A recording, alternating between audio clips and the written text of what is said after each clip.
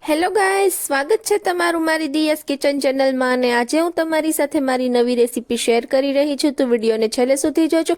જો વિડીયો તમને પસંદ આવે તો વિડીયોને લાઇક શેર અને સબસ્ક્રાઇબ કરજો। આજની મારી નવી રેસીપી છે દાબડા ભજીયા બનાવવાની સાચી અને સરળ રીત। તો ચાલો બનાવીએ। સૌથી પહેલા આપણે 50 ગ્રામ જેટલા ગાંઠિયા લઈ લેવાના છે। ત્યાર પછી 1 ચમચી સફેદ તલ, 1 ચમચી ખાંડ, થોડી લસણની કળી, 1 ચમચી ધાણા જીરું પાવડર, સ્વાદ અનુસાર નમક અને 1 ચમચી લાલ કશ્મીરી મરચું પાવડર ને 1 લીંબુનો રસ એડ કરીને આપણે મિક્સરમાં ગ્રાઇન્ડ કરી લેવાનું છે। ત્યાર પછી આપણે બટાટા લઈ લેવાના છે। બટાટામાંથી આપણે આ રીતે છાલ ઉતારી લેવાની છે। પહેલા આ રીતથી આપણે બધા બટાટાની પહેલા છાલ ઉતારી લેવાની છે।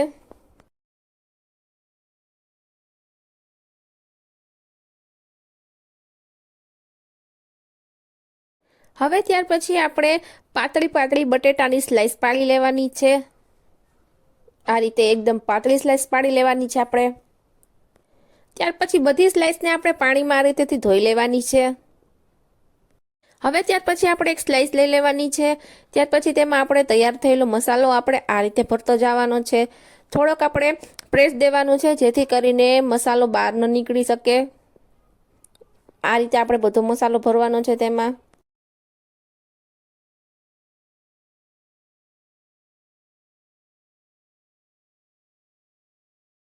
રીતે આપણે બધી બાજુથી મસાલો ભરી લેવાનો છે। ત્યાર પછી આપણે બીજી સ્લાઇસ લઈ લેવાની છે। એ સ્લાઇસને આપણે આના ઉપર ચોંટાડી દેવાની છે, તેને થોડું પ્રેસ કરવાની છે આપણે આ રીતેથી। આ રીતેથી આપણે બધી સ્લાઇસ ભરી લેવાની છે। ત્યાર પછી આપણે બેસનનો લોટ લઈ લેવાનો છે, તેમાં આપણે ચપટી હિંગ એડ કરવાની છે।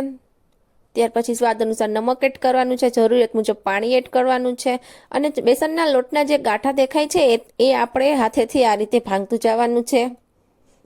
આ રીતેથી આપણે બેટર તૈયાર કરવાનું છે। તો હવે તૈયાર છે આપણું બેટર। ત્યાર પછી આપણે એક કડાઈ લઈ લેવાની છે, તેમાં આપણે તેલ ગરમ મૂકવાનું છે। તેલ ગરમ થયા પછી આપણે તે સ્લાઇસને આપણે બેટરમાં બધી બાજુએથી પલાળીને વ્યવસ્થિત રીતે ત્યાર પછી આપણે તેને તેલમાં તળાવવા મૂકવાની છે। આ રીતે આપણે બધા ભજીયા તેલમાં તળાવવા મૂકી દેવાના છે। થોડીવાર તેને આપણે ધીમા તાપે ચડવા દેવાના છે। થોડીવાર પછી હાઈ ફ્લેમ પર રાખી દેવાના છે। તેને બંને બાજુથી ચડી જાય ત્યાર પછી આપણે તેને તેલ નિતારીને બહાર કાઢી લેવાના છે। તૈયાર છે ફ્રેન્ડ્સ આપણા દાબડા ભજીયા બનીને। તેને ગરમા ગરમ ચટણી સાથે સર્વ કરો। ફ્રેન્ડ્સ એક વખત જરૂરથી આ રેસીપી ટ્રાય કરજો અને તમે ક્યાંથી આ વિડીયો જોઈ રહ્યા છો તો મને કમેન્ટમાં જણાવજો। ફ્રેન્ડ્સ તમને વિડીયો ગમ્યો હોય તો વિડીયોને લાઇક શેર અને સબસ્ક્રાઇબ કરજો અને ફરી મળીશું આપણે એક નવા વિડીયો સાથે।